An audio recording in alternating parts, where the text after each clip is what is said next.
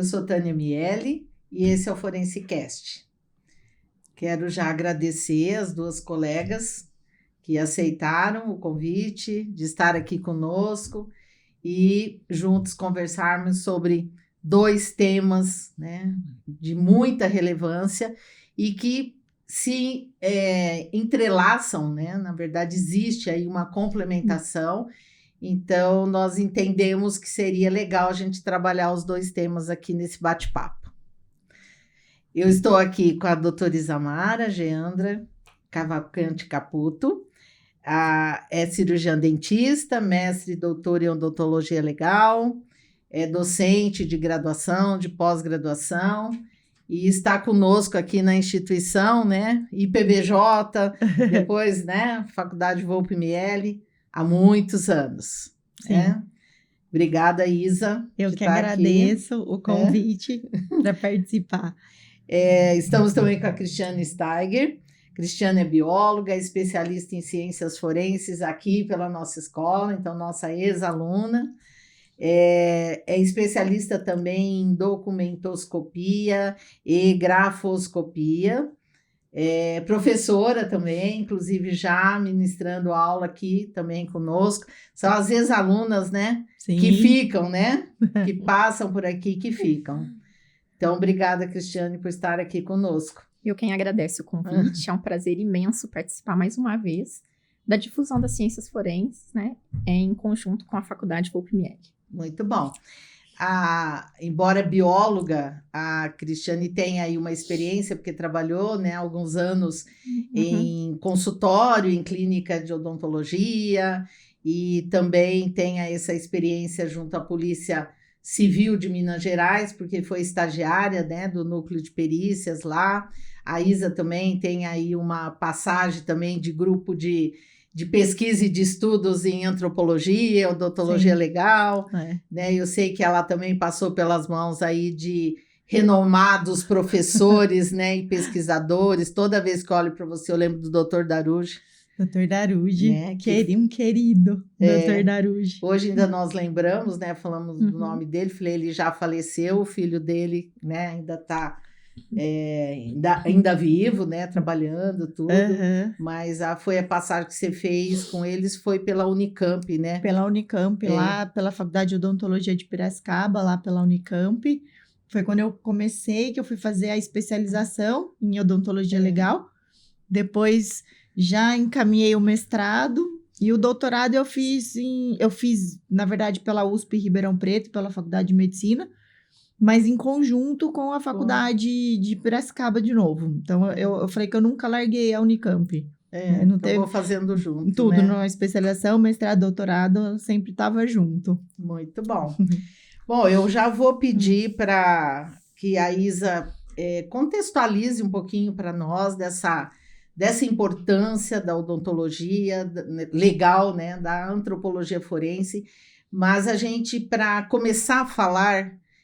toda vez que estou conversando com a Isa, a gente vai começar uma aula, né? Que no curso eu sempre falo, Isa, começa falando o que é reconhecimento, né? E o que é identificação. Eu falo que, assim, esse meio, ele, das ciências forenses, de uma maneira geral, ele traz muita curiosidade e as pessoas, às vezes, confundem muitas coisas, né? E dentro da odontologia legal, uma das áreas que a gente trabalha, que é a área de identificação humana, a gente sempre tem que deixar muito bem diferenciado isso, porque a gente tem o fato do chamado reconhecimento de um cadáver, de uma pessoa, né? E tem a identificação, que são duas coisas totalmente diferentes. Então, quando a gente fala em identificação, a gente está falando em processos científicos, né, que já estão muito bem estabelecidos pela literatura e que você pode confirmar com certeza a identidade de uma pessoa. Já os processos de reconhecimento, eles são processos que eles são muito subjetivos em alguns casos.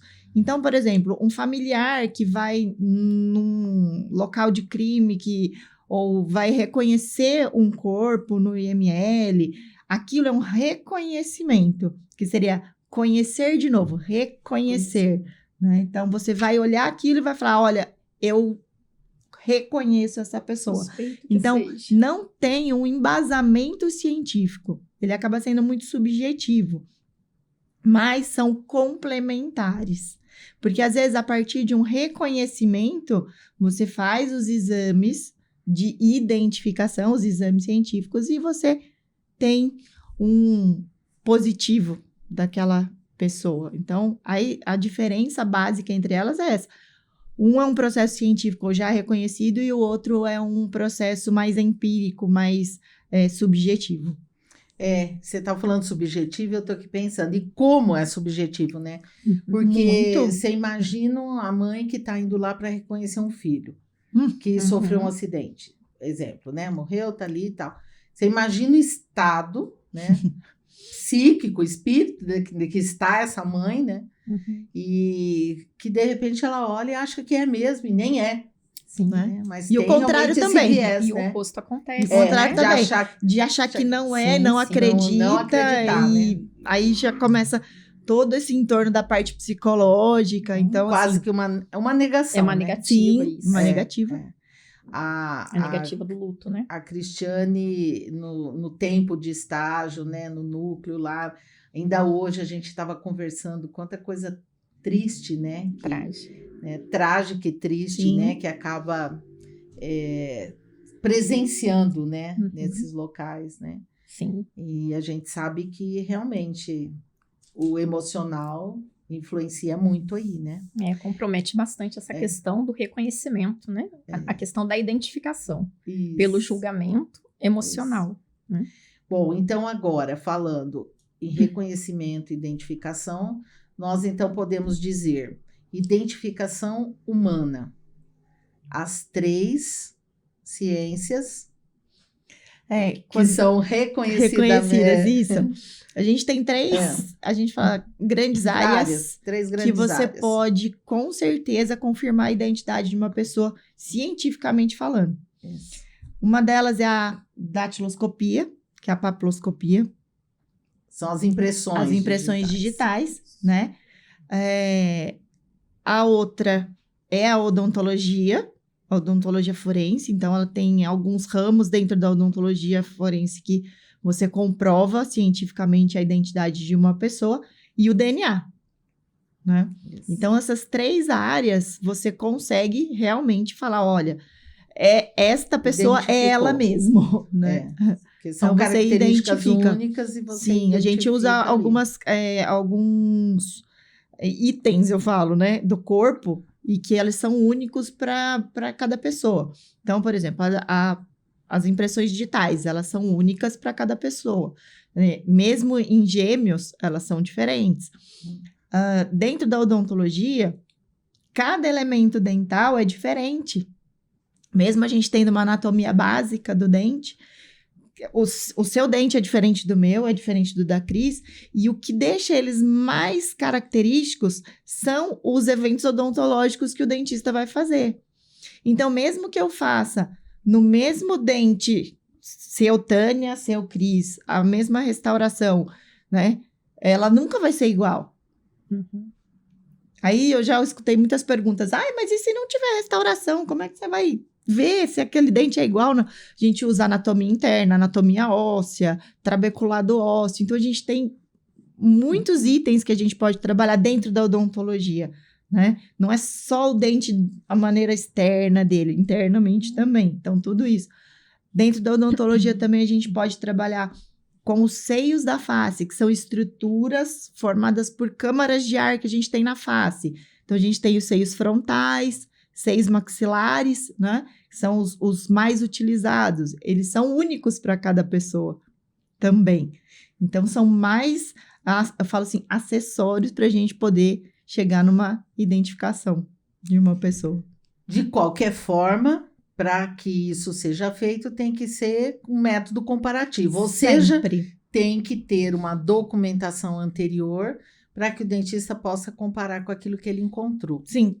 Ou seja, quem nunca fez nenhuma documentação odontológica, vá fazer.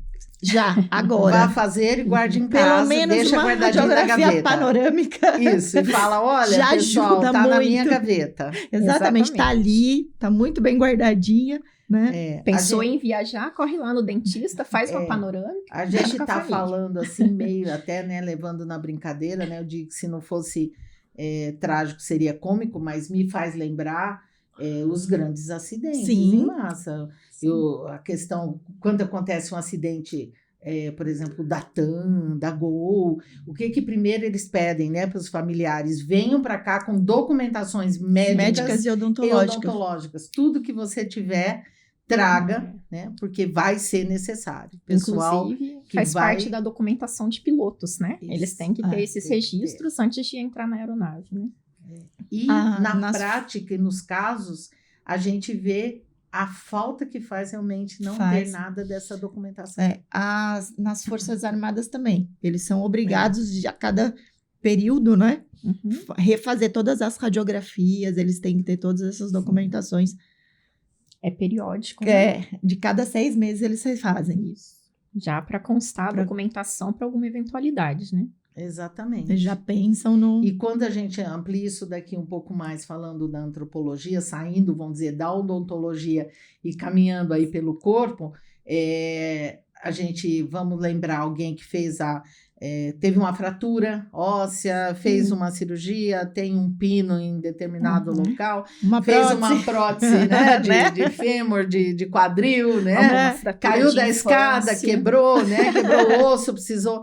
Então, isso tudo são documentações importantes. Muito Para importantes. se guardar. Não é falar, já aconteceu mesmo, joga fora. Guardar, né? Guardar. Porque a gente não sabe o que vai acontecer um dia, mas isso realmente dá, né, assim, não só indícios, mas praticamente fecha uma identificação. Sim. Né, quando você tem realmente essa documentação.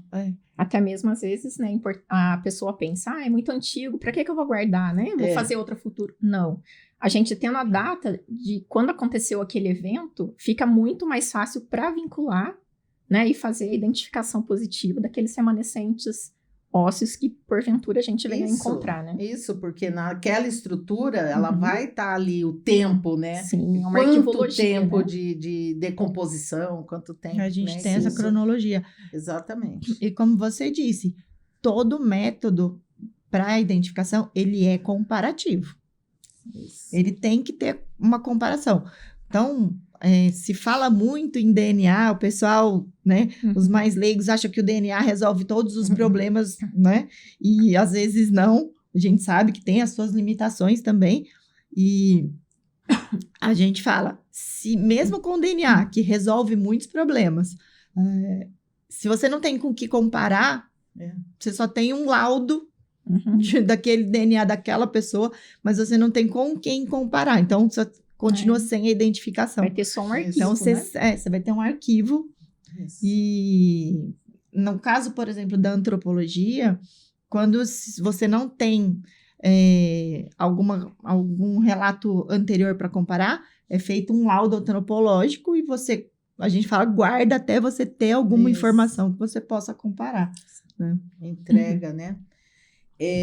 Tanto que com todo, né, com toda essa evolução, a gente sabe que isso impactou, inclusive, na questão de doações de corpos de indigentes que eram doados para as escolas, para as faculdades, né?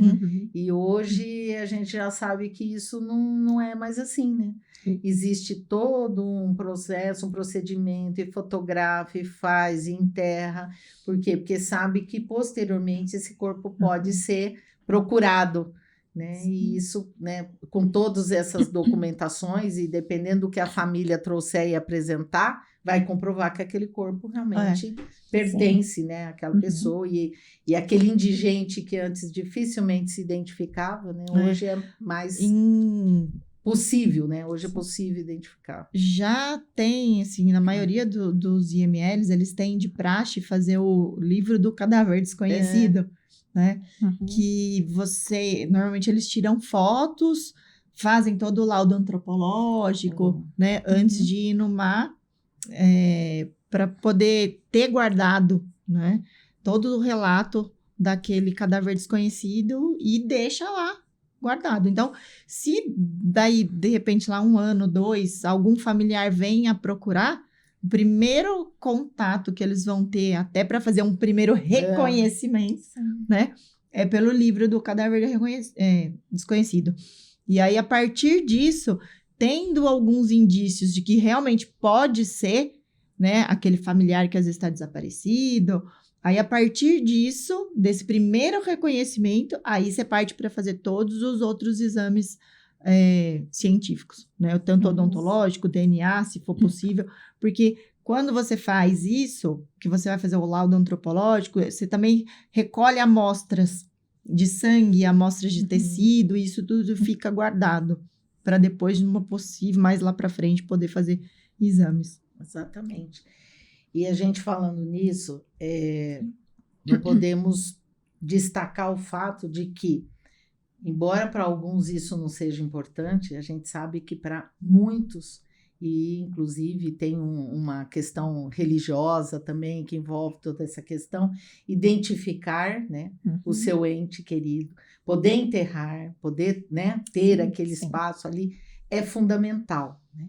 Então, eu pego o gancho já para dizer que nós passamos por essa experiência 2 anos atrás, quando nós acabamos ganhando até, né? Foi uma licitação que a gente participou e nós fomos aí escolhidos e fomos atender um caso em Santa Catarina. Então, eu trouxe a Cris aqui porque participou ali, né, em loco mesmo, né? Foi para campo, junto com a colega Ana Paula, que hoje não está aqui conosco. Na época, a Isamara não pôde ir, né? Sim, acompanhou aqui à distância. Eu fiquei aqui nos bastidores também, junto com a Mariana. Mariana também trabalhou no caso, nós fomos trabalhando aqui à distância.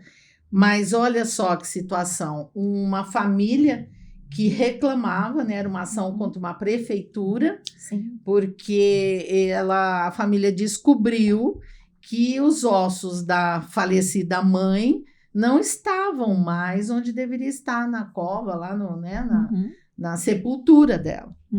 E aí acabaram descobrindo que estava misturado, isso tudo tinha sido colocado num ossário, vamos dizer, mas junto com outros. Mas se ainda fosse junto assim, esse saquinho é do indivíduo tal, eu não precisava falar que era indivíduo, mas está tudo aqui dentro, isso daqui, né? Mas não, eram 9 indivíduos, né? Quer dizer, 9, tudo misturado. Homem, mulher, jovem, idoso. Como encontrar, né? Essa senhora, essa idosa no meio de 9, né? 9, então tinha quantos fêmurs, quantos crânios, quantas, né? Quer dizer, tinha tudo de monte.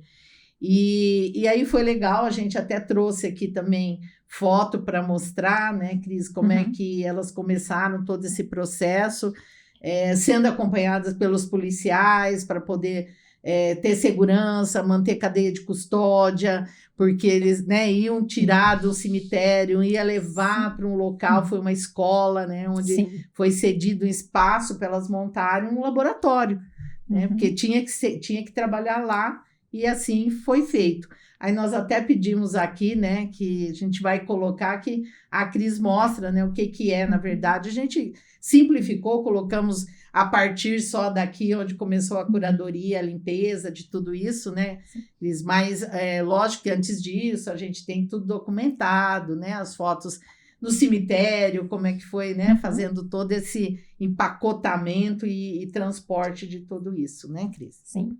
Inicialmente, né, o nosso primeiro contato foi com a família, porque nós fomos em busca justamente da documentação, né, exatamente, para fazer o procedimento comparativo, isso, né, porque a gente não consegue fazer uma identificação positiva, como a Isa falou, sem que haja um confronto entre documentos, né, ante-mortem e post-mortem, né? Então, nós fomos até a residência dos familiares em busca dessas documentações, né? Registros médicos, odontológicos, fotografias, né? Lembranças que a família trazia dessa senhora. E pedi para que eles preparassem enquanto a gente fosse preparar o nosso laboratório improvisado, né? De fato, assim, foi um trabalho muito emocionante. Fizemos com muito carinho e respeito, porque a gente não tinha nenhum material lá de prontidão, a não ser o que a gente levou, e fomos improvisando de acordo com o espaço que nos cederam, né? Tomando muito cuidado para a população não ficar rondando, né? Para a gente não fazer exposição desses remanescentes ósseos, né? Porque, inclusive, a gente tinha a cautela para ninguém ir lá e, de repente, sumir com algum desses remanescentes, né? Evitar a entrada de pessoas, evitar que tivessem contato conosco nesse ambiente. Só que a gente teve um problema muito sério, né? A família não tinha na residência nenhum documento. Então, partiram atrás dos hospitais, né? Que supostamente a mãe havia feito uma cirurgia. Eles não tinham nem a certeza do que tinha acontecido. Não. Né? Tinha filho que falava, minha mãe passou por uma cirurgia X. Ah, maravilha, a gente já ficava tudo animado aqui, né? Não, então eles vão levar a documentação, pronto, a gente já vai ter uma dica ali, né? Aí a outra falava, não, mas minha mãe nem operou. Exatamente. Se eu não me engano, eram 7 filhos. E cada um falava uma coisa. Cada um contou uma história. Então, um dia a gente estava feliz porque falava, não, alguma coisa vai ter ali para ajudar nisso. Aí no outro dia, nada. Até que as meninas, olha, gente, não tem nada mesmo. Porque eles não encontraram nada e não chegaram nem ao acordo se essa mãe passou por cirurgia ou não. Exatamente.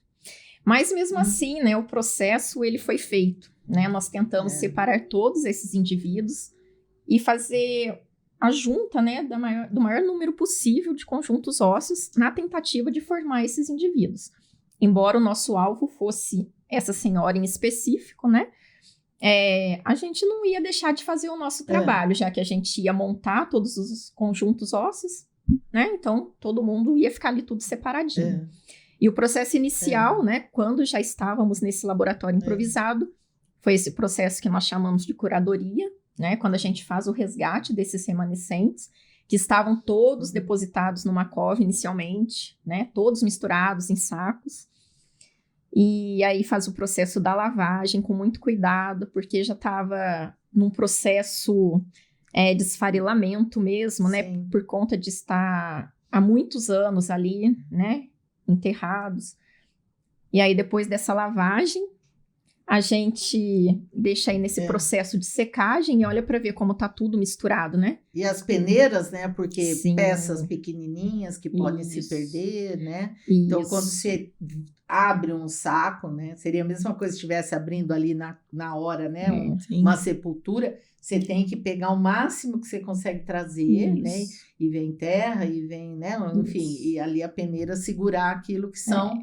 peças importantes, né? Nessa fase aqui, a gente já tinha separado esse processo inicial, né? Que às vezes vem uma aranha, um escorpiãozinho junto, né? Muita pedrinha, mas a peneira é importante justamente para a gente não perder esse elemento tão importante que a Isa estava falando, né? Que são os dentes, né? Falanges. E dente para a gente é fundamental, porque dependendo do tempo...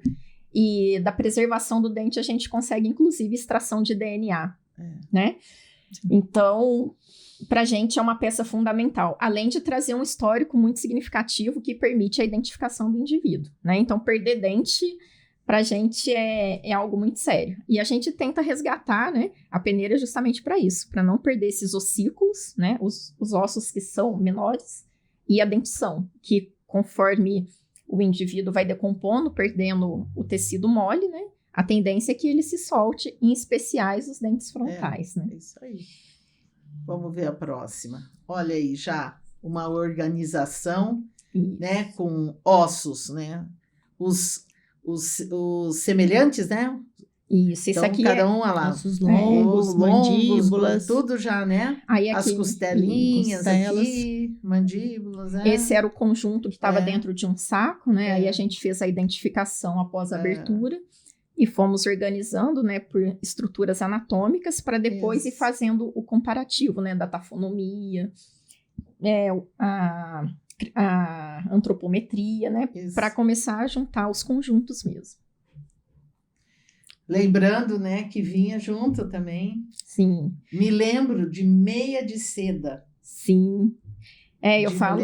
mulher, meia calça mesmo. Sim, seda. Eu falo que era um pessoal que então, deveria ser muito rico, porque tinha muita roupa preservada lá, inclusive essa meia calça. algumas peças, né? Sim, Que a gente sim. trouxe algumas fotos só, mas que eu acho que ilustra muito e que é muito bom.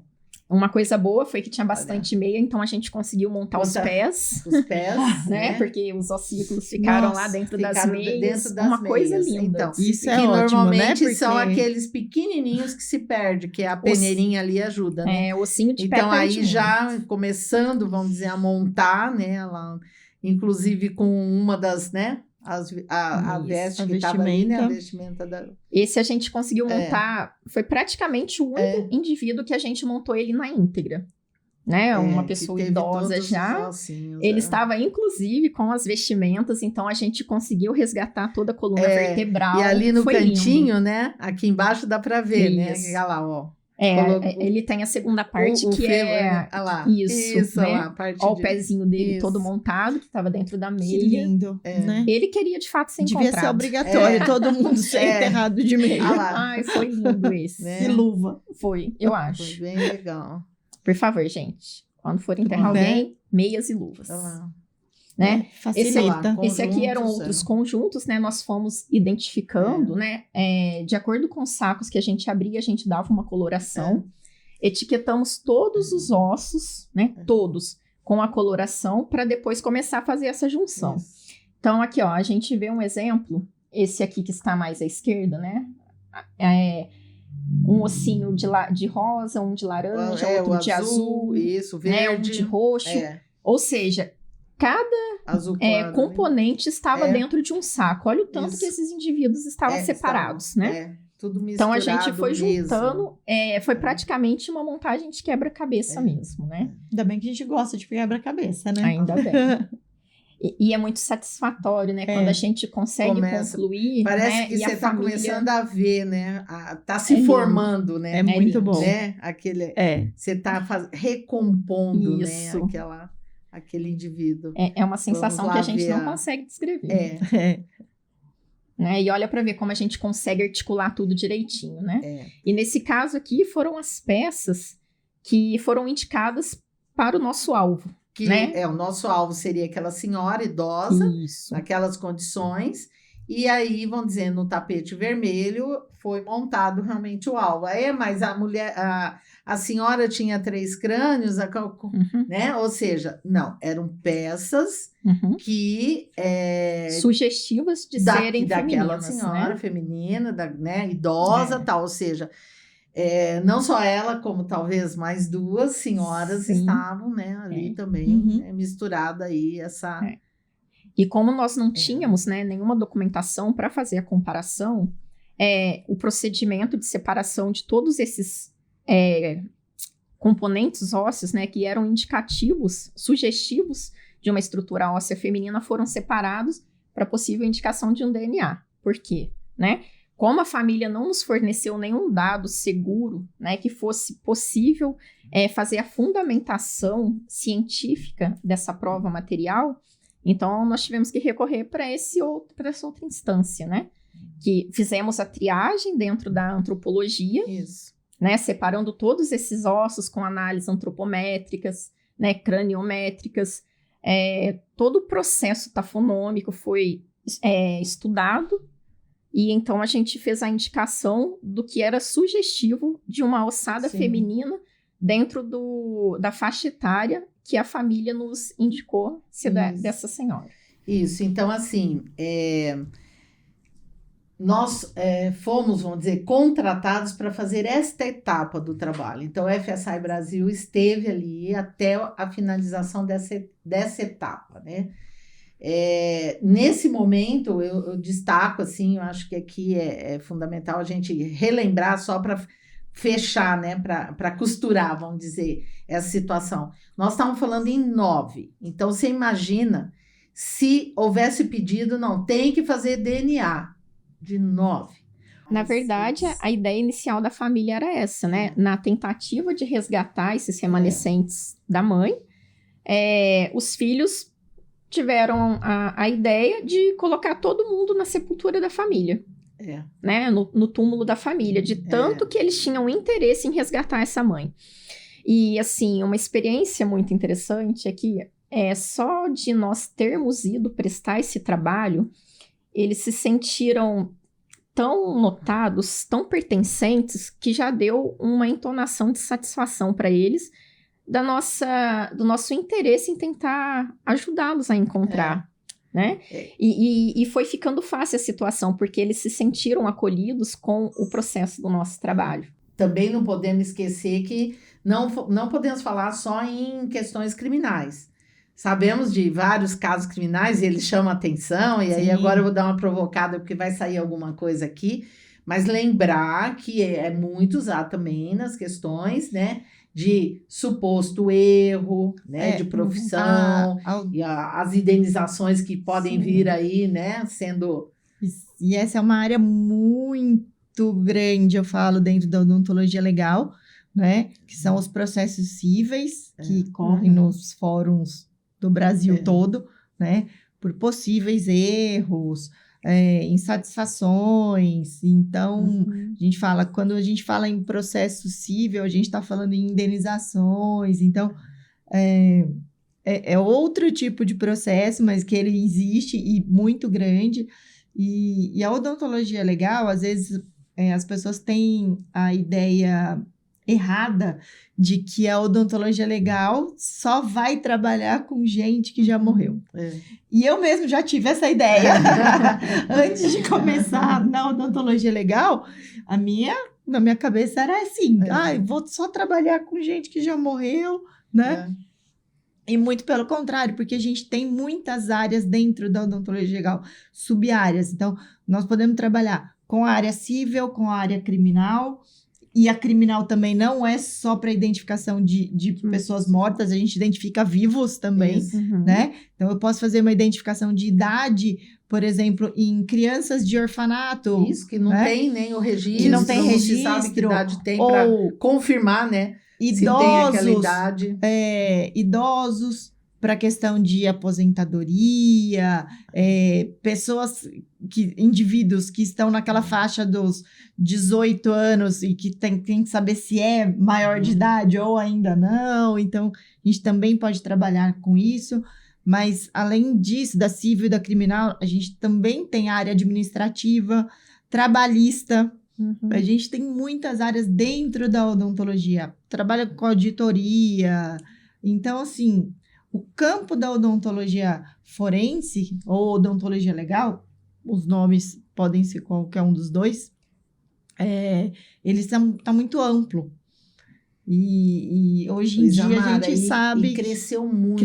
Porque há mais de 20 anos atrás, quando eu ainda estava lá na advocacia contenciosa e os casos, né, de supostos erros médicos ou odontológicos, odontológico era, vamos dizer, muito menos. Só que aí começou o quê? Estética. Sim. Né? Quando começou a entrar toda essa parte, esses procedimentos estéticos, aí começou a ter muito mais erros ou insatisfações, né? Porque nem sempre é erro, mas já acontecia isso na cirurgia plástica. Sim. Né? Na medicina a gente já tinha isso. É reparadora, é uma cirurgia reparadora, é uma cirurgia puramente estética, tinha, né? Mas na odontologia fez assim, né? A hora que começaram realmente esses procedimentos. Porque tem sempre aquela expectativa que não é atingida. Eu tenho uma expectativa que eu vou ficar igual àquela atriz tal, né? Você trabalhar com a expectativa do outro é muito complicado, né? Porque... O olhar, né, de cada um é totalmente diferente. Eu falo assim, a sua estética é diferente da minha. Sim. Então, o que você acha bonito, eu posso não achar. Então, às vezes, você vai fazer um procedimento, aos meus olhos tá maravilhoso. Aí você olha e fala assim, não, né? E o contrário também. Às vezes, o próprio dentista faz alguma coisa e fala assim, nossa, podia ter melhorado. E o paciente fala assim, nossa, tá maravilhoso, tá perfeito. Então, assim, a expectativa das pessoas são diferentes. E trabalhar com isso é muito complicado. E às vezes tem muitos dos processos que não é por conta de erro, não. É por conta de insatisfações pelas perspectivas diferentes, né? Exatamente. As expectativas diferentes. Então, a gente consegue, assim, né? Eu falo, E aí tem vem que trabalhar isso com panos tudo, quentes. veio tudo Né? junto, amparado pelas questões de danos morais, né? Sim, Que antigamente sim. era só danos materiais, depois vem os danos morais e junto com eles vem o sofrimento, né? Sim. Que Tem. realmente passei por sofrimentos porque não atingiu realmente a expectativa. Então, isso tudo Constrangimentos, foi- então tem foi muitas coisas um envolvidas. Eu falo, crescimento, né? o direito, ele tem suas nuances, assim, né? E a gente... eu nunca imaginei eu, como dentista, fosse trabalhar, né, no meio jurídico, né? Sim. De saber todo esse trâmite, de saber trâmite de Conhecer fórum, processo, né? De ir Processo lá civil, conversar processo com o penal. juiz. Você fala assim, meu Deus, que vida é essa? E às vezes eu chego para os alunos e falo, não, gente, eu trabalho no fórum, eu vou no fórum, eu converso com, né, com o cartório, né? Eles ficam assim, mas como você não é dentista? Eu falo, sou dentista, mas é uma outra área. Exatamente, né? Porque ainda hoje, né, com todas as áreas diferentes da odontologia, ainda as pessoas têm aquela cabeça, eu falo fechada, que odontologia você vai trabalhar lá no consultório, só dentro da boca do Trancado, paciente, e a gente tem um universo muito maior do que isso. Né? Isso mesmo. Vamos lá, falamos algumas coisas quando a gente estava batendo um papo, né? Hoje à tarde ainda, a Cristiane chegou e a gente começou a falar algumas coisas. A Cristiane lembrou de um caso, né? Lá que você acompanhou, Sim. né? Dentro dessa Sim. questão de que a gente está falando aqui de um suposto erro odontológico, né? Nós demos consultoria, né? Na clínica que eu trabalhava. Eu trabalhei aproximadamente 15 anos em clínica odontológica, né? Então, eu sou quase uma dentista de tabela, né? Passei por várias áreas, sempre como instrumentadora. Então, assim, foi mais que umas 3 faculdades de odonto, né? Nossa, bastante. E nós acompanhamos esse caso, era uma criança de 11 anos, uma odontopediatra fez a extração de uma dentição permanente, um elemento dentário permanente, alegando que era dentição decídua. E quando ela fez a extração... Dentinho de leite, né? Vamos falar, né? Para quem está nos ouvindo, dentinho aqui é o de dentinho de leite. Dentinho de leite. Né? Ela olhou o raio-x, aí quando ela tirou, que ela viu toda a anatomia, mas já, né? Tem uma boa diferenciação, né, Isa, de anatomia para dentição, para o dentinho de leite, do dentinho de leite para o dente permanente. E, infelizmente, ela acabou se confundindo, né? Foi comprovado na perícia, né? Foi um caso demorado, né? Bastante profissionais envolvidos, inclusive profissionais da Universidade do Rio de Janeiro. Nós ficamos como consultores por tratar, né, a parte da ortodontia, né, e ortopedia da criança.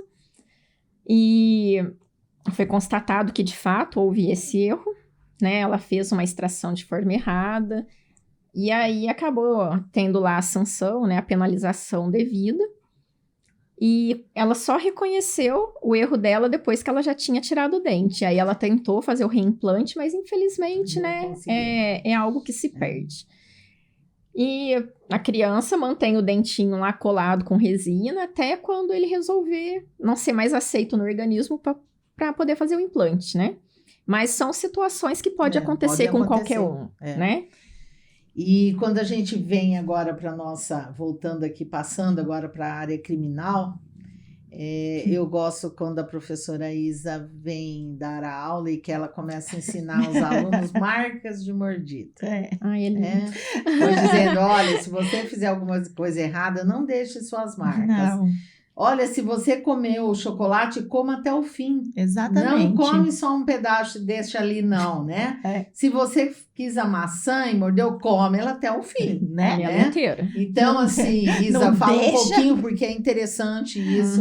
E depois a gente já faz o link com 2 casos, né? Um aqui do Brasil e um fora, que tem tudo a ver com as marcas de mordida, né? A marca de mordida, ela também a gente fala, ela é única. Se os elementos dentais são únicos para cada um, a mordida também é. Então, quando a gente vai fazer uma identificação de uma mordida, para falar, olha, foi fulano que mordeu aqui. Da mesma forma também é o método comparativo, então eu tenho que ter suspeitos para eu poder comparar. Não adianta eu só ter a marca de mordida ali, porque ali eu vou ter só um relato daquela marca.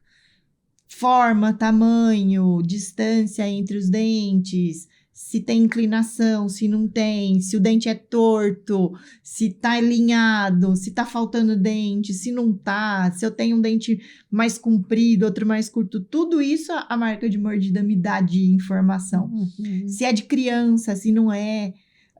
A gente pode confundir com uma mordida de animal, então a gente também tem que diferenciar. Da mesma forma, quando a gente fala em antropologia, a primeira coisa que a gente tem que saber de uma ossada que você acha é humana ou não é humana. Exatamente. Pronto. Isso, Esse é o primeiro passo. Né? Na marca de mordida, a mesma coisa. É de gente, né? Eu falo, é humana, né? Ou é de bicho? Né? Se for de bicho, que bicho que é? Porque a gente tem muitas informações. Então, a marca de mordida, ela serve para você, às vezes, colocar um suspeito em determinado local ou tirar. Isso, excluí-lo, Ou né? excluir ele dali. Você vê o sorrisão Né? dele, você fala, não assim, é ele. Não é você. Faltou né? aquele espaçozinho Você fala, na frente, né? Você vê aquela marca de mordida, tá marcado o dente, tem um faltando aqui. Aí o cara sorriu, tem todos, você fala, não é você, não, né? E o contrário também, né? Então, a marca de mordida, ela deixa essa impressão, e normalmente a gente vê muito isso em crimes sexuais, em crimes contra a criança, né? Abuso de criança, violência de criança. E assim, ao meu ver, quando a gente fala em criança, para mim é muito chocante que eu falo, né? Eu falo, é uma coisa que me comove, que me deixa angustiada com criança. Né? E então a gente tem casos já, literatura, e casos que a gente trabalhou e que a gente vê, né? Você falou de casos para a gente comentar aqui. Então, aqui no Brasil, a gente tem o maníaco do parque, que foi pego Ficou muito por conta da mordida dele, né? A mordida, né? Que era serial, então não foi só um, né? Não. Então foram várias mortes, né? E acho que todo mundo acabou sabendo que, né? Quem literalmente colocou ele ali na cena, como você falou, né? Conseguiu colocar na cena foi a marca da mordida dele, porque ele tinha esse hábito de morder as vítimas dele. Então, quer dizer, é uma marca que ele deixava e dava para comparar com a própria dentição dele, né? Tem um outro caso que esse foi um amigo meu, perito lá de Presidente Prudente, que ele fez. Eu não lembro, eu não sei se vocês conhecem, do vampiro. Tem o vampiro de não sei do que, tem um outro nome. Não, esse daí era um vampiro lá em Presidente Prudente, e ele mandou fazer uma dentadurazinha com 2 caninos gigantes, sério. E ele saía mordendo as pessoas na rua, mordia. Ele mordia o pescoço das pessoas. Olha só. E foi um colega meu que fez a perícia, porque prenderam ele e as vítimas, né, que foram da queixa. Então, foi feita a marca de mordida em cima da dentadurazinha que ele mandou fazer. Nossa, mas olha... Gente, tem de tudo. Tem de tudo. Você não imagina, né? Mas tem um caso famoso também, né, professora Isa? Essas sempre você fala nas aulas. Sempre, a gente fala que um dos casos mais famosos que tem, que é do Ted Bundy. Que a maioria sabe, né? Da história dele. E que foi um serial killer, que matou muitas mulheres. Enganava as mulheres, porque ele era uma pessoa bonita, conversava bem, então ele ludibriava isso, as moças. Acabam sendo... E nunca tinha prova que era ele. Todo o contexto levava até ele, mas não existiam provas que ele tinha feito nenhum deles. E eu falo que o anjo da guarda também dá o toque final dele. A última mulher que ele matou, ele resolveu morder. E por conta disso... Podia ter comido o chocolate todo, né? E aí ele foi pego por conta conseguiram colocar ele naquele local, marca né? dele. por causa da mordida dele. Né? são Então, e dois foi, sim, foi um casos, caso assim, muito que a gente- polêmico. muito legal. Né? Na época foi televisionado, foi Isso, tudo esses casos bem isso. polêmicos que tem nos Estados Unidos, né? Isso, Então, ele foi verdade. um deles.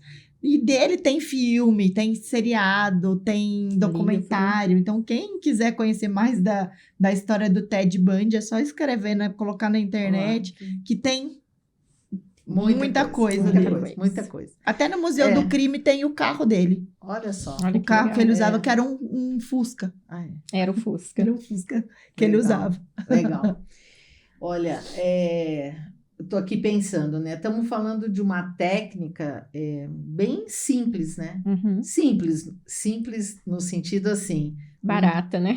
não Em tecnológica, né? Algo que depende mesmo de um conhecimento ali Uhum. técnico, né? Do profissional que está Uhum. ali trabalhando com isso. Mas vamos dizer que nós estamos falando da antropologia ainda de uma coisa bem assim, distante, vamos dizer, da tecnologia. E agora? Uhum. Como que nós estamos em relação à tecnologia? O que está surgindo? O que está vindo? Que vai trazer o quê? Uma certeza maior, levar um resultado mais seguro em relação à odontologia e à antropologia também. Eu acho que as tecnologias, elas estão vindo, inclusive hoje com a inteligência artificial aí que tá, né? Super na Explodindo, moda, né? e cada dia aparece uma nova. Sim. Eu falo que toda essa tecnologia que está sendo utilizada, ela está sendo utilizada para otimizar o trabalho. Sim. E não desmerecer o trabalho, eu falo manual, Uhum. né? Mas para ajudar, para agilizar o processo. Então, por exemplo, um exemplo, numa marca de mordida, que você vai fazer todas as análises, que você vai fazer medições, que você vai fazer moldagens, né? Você pode hoje transferir isso para a área tecnológica. Você vai fazer escaneamento, você vai fazer as comparações no digital. Uma impressão 3D, né? Para fazer o comparativo. Sobreposições, né? Exatamente. De imagens, você começa né? a usar a tecnologia no favor de você otimizar o seu trabalho. Então, às vezes, uma identificação que poderia demorar dias, você consegue fazer num tempo infinitamente menor. Então, na antropologia também, a gente tem hoje em dia o uso do chamado da autópsia virtual. Sim. Que é feita a partir de escaneamento, de tomografia, de ressonância, né? Então, que você às vezes nem precisa abrir. É um procedimento menos invasivo, né? Que inclusive foi pensado na linha respeitando a parte religiosa de alguns indivíduos, né? Algumas religiões não aceitam esses procedimentos, né? Então não autorizam a necropsia. E aí a tecnologia nos auxilia, inclusive, nesse aspecto, né? Que eu acho que é de fundamental importância, né? Todo indivíduo ter a sua morte esclarecida, né? O uso de imagens na antropologia e na odonto é fundamental, né? Tanto a radiografia quanto tomografias e ressonâncias, né? Facilitam muito o nosso trabalho. Quem dera a gente pudesse usar em tudo, né? Ia facilitar. Ia. Eu acho que, assim, nós estamos caminhando aqui, né, pro nosso final. Adorei estar aqui, né, conversando com vocês, relembrando, né, situações, né, que a gente também pôde compartilhar a experiência, né, estar junto. Mas o que eu vejo em relação, assim, à antropologia é que ela deveria ser, na verdade, assim, muito incentivada. Incentivada no sentido de que eu vejo um grande ganho em relação a você atender a comunidade, atender a sociedade, atender as necessidades com um custo reduzido. Exatamente. Porque você vê, aquilo que, como a gente voltando ao nosso caso, já pensou se tivesse que fazer DNA de tudo aquilo que estava misturado? A antropologia vem e ela traz toda essa possibilidade de um custo, um gasto menor quando você tem que chegar no final, por exemplo, procurar por um DNA. E o que às vezes a gente escuta falar é que se passou por cima da antropologia, se descartou qualquer possibilidade de fazer análise E, né, já dizer, não, manda pro DNA. É. Manda pro DNA, Isso. não vai fazer nada. Mas o DNA, altamente, um custo alto. Nós estamos Demais. falando de um custo muito alto. E além da condição, né? que dependendo da estrutura óssea É. que a gente tem, Pode não nem consegue conseguir. fazer a extração É. do DNA. Então, fica Porque inviabilizado. a extração É. de DNA em osso e dente, elas são Ah. mais complexas. Sim, Muito sim. mais Não é complexo, qualquer sim. osso que a gente Não, resgata, né, sim. Isa? E dependendo do tempo ali que a ossada tá Também não. já, Sim. né? Fica mais complicado. E você falou, né, nesse caso, né? Fazer DNA de 9. Né? Na verdade, não seriam 9 9. vezes né? quanto? Quantas 9 peças? vezes assim, quantas peças? Como estava Uhum. tudo É. misturado ali, É. né?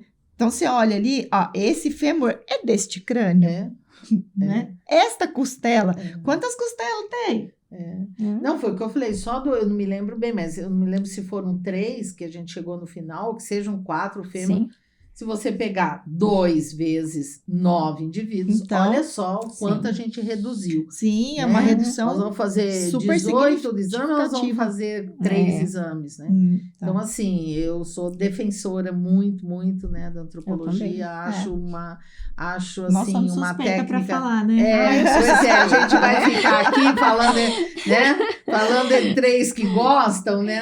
Lógico, É. nós não temos ninguém aqui para se opor, né? A Eu nossa, não ainda tenho bem. nem o que questionar, A nossa né? opinião, né? Meus amigos já me chamam de Bones brasileira. Então, bem lembrado, né? Que também ficou bastante conhecido por conta da série, né? Da série Né? Bones. Que quem não conhecia, né, a antropologia acabou com a série Se conhecendo apaixonando, um pouquinho mais, né? Quem apaixonando, assiste se né? apaixona, não tem como. Isso. Bom, eu só tenho a agradecer, né, a vocês por esse bate-papo. A gente vai continuar isso num outro momento. Vamos falar um pouquinho de arqueologia também, Uhum. né? Arqueologia forense, também um papo gostoso. Sim. E da minha parte, só agradecer, realmente tenho certeza que quem estiver aí assistindo vai adorar aí o papo de hoje. Né? E deixo para a Isa aí fazer um fechamento, Cristiane. Eu que agradeço o convite de estar aqui com a Cris, que eu gosto tanto com você. Foi Pra aluna gente- sua, né? Foi. minha aluna, Orientando Foi a boa dela. aluna, foi boa aluna. minha pupila. Foi orientanda, né? Orientanda da Foi. Isamara no trabalho de conclusão de curso. Foi. E agora então, somos amigas. Graças a Deus.